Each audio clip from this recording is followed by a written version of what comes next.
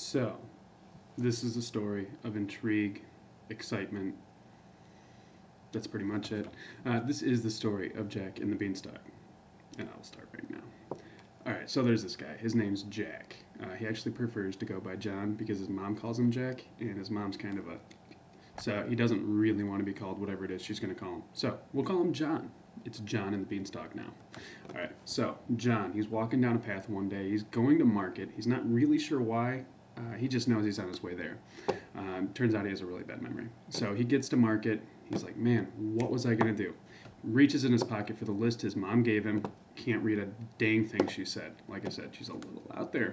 So instead of doing something productive, calling on a cell phone, whatever it is kids do when they can't read their mom's handwriting, he decides to walk back home. Well, he takes a long way, of course. You know, he's a kid. He's John. He does what he wants. Whatever. All right, so John's on his way home, and he comes across a wizard. This isn't any ordinary wizard. This is a wizard that looks like a homeless person lying on the side of the road.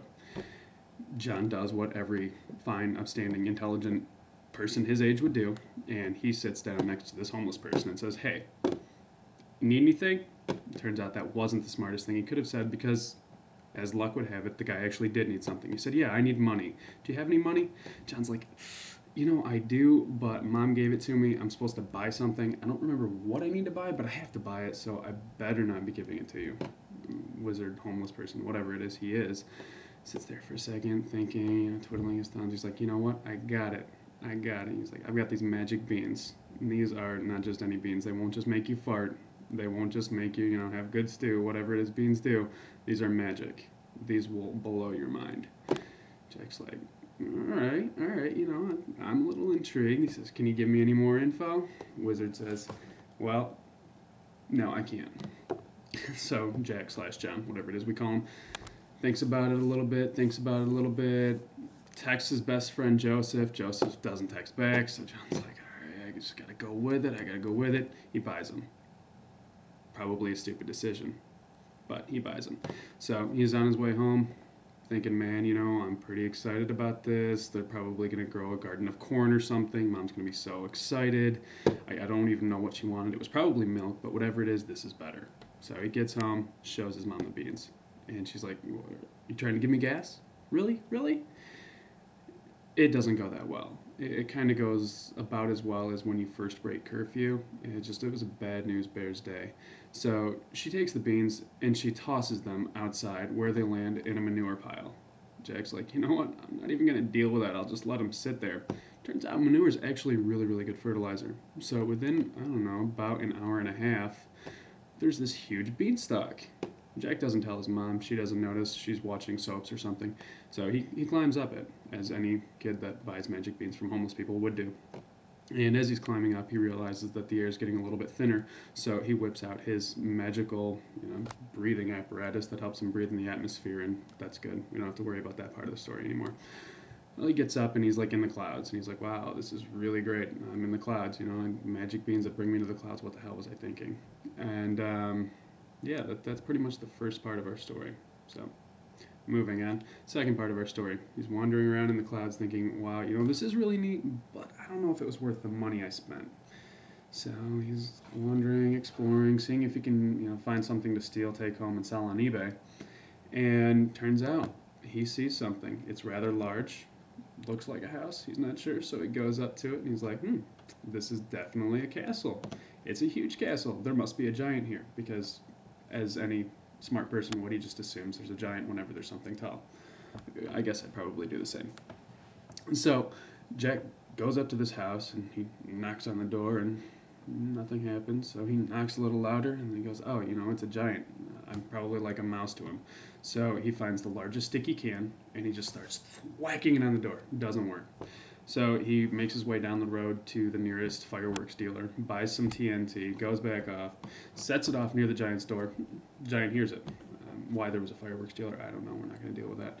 So, anyways, Giant comes down and he's singing some song about crushing up bones and eating stew and, you know, drinking lattes while he does it.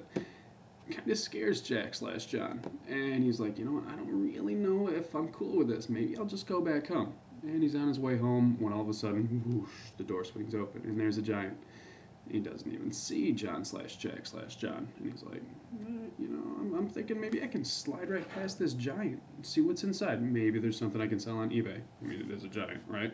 So he runs inside the house. Giant gets ticked off, thinks that someone probably was playing a trick on him, and shuts the door, whatever. 20 minutes later, we find our friend John/Jack hiding out, afraid for his life, because the giant realizes that someone is in his house trying to steal his magic calculator. We have a calculator here. Trying to steal his magic calculator to sell on eBay. And this is bad, bad, bad, because he wants to grind bones and drink lattes. So Jack's not really sure what to do about this situation until he realizes that he's the size of a mouse in this magic fabled land. And so he finds some mouse who happen to be eating decon. It's a bad part of the story. We won't go into decon and mice, but don't try it at home. He follows these mice outside through the little hole that they have, through their little hiding place with all their little mices and mices and mouses, and escapes. But Lord knows how, the giant had a video surveillance system. It's kind of like Chicago. There's video cameras everywhere. The giant apparently likes to watch mice. And so he's been watching these mice, and he sees Jack sliding out through the hole, and he's like, I got you. So, story gets a little bit scary. We've got running, laughing, jumping, screaming, yelling. We don't even know what's going on. We don't know what's happening. We don't even know how to feel about it right now. Hearts are racing. We're a little bit scared. Jack makes it to the Beanstalk. We start to calm down. We start to think it's okay, and all of a sudden the clouds start shaking, because everyone knows when a giant runs on clouds, they shake. Clouds are shaking, shaking, shaking, shaking. Boo. Jack's like, you know what, I'm going to hurry up. I'm getting out of here. So Jack starts climbing down, climbing down, climbing down. All of a sudden he looks up. There's a giant. He's like, man, this is not working out in my favor. I hate beans. I hate homeless wizards. Climbs down a little bit faster, a little bit faster, a little bit faster. Gets to the bottom. And then he's like, you know what, this giant's still coming down. He's probably going to kill my mom and, drink the milk that I forgot to buy. This is really, really, really not good. I mean, this is not going to look good on my MySpace profile. So he starts freaking out a little bit, trying to think of something good to do. Thinks about calling the cops, realizes it's a bad idea because he definitely was trying to steal things from this giant, which he failed to do, I forgot to mention. So he runs around in circles for a little while, kind of like my dog does when she's chasing her tail, and gets it. He comes up with the greatest idea. He's going to chop down the beanstalk. So he gets an axe, starts chopping the beanstalk. Well, it's a magic beanstalk. What did he think was going to happen? Not a dent. Not a single dent. So he's like, all right, you know what? This is not working. What do I do? And then he realizes he was weeding the garden last week.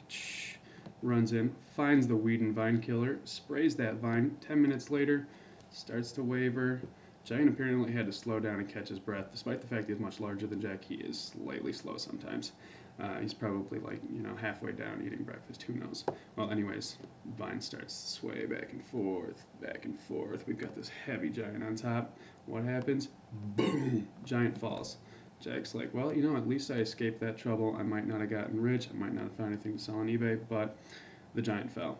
Then he realizes the giant fell in his house. Mom's not going to be happy, but it's cool because out of this pocket, the giant's pocket that is, falls magic calculator. Jack/John/Jack puts it on eBay, sells it for $5,000. Doesn't really do a whole lot in today's market. And that's the end of the story.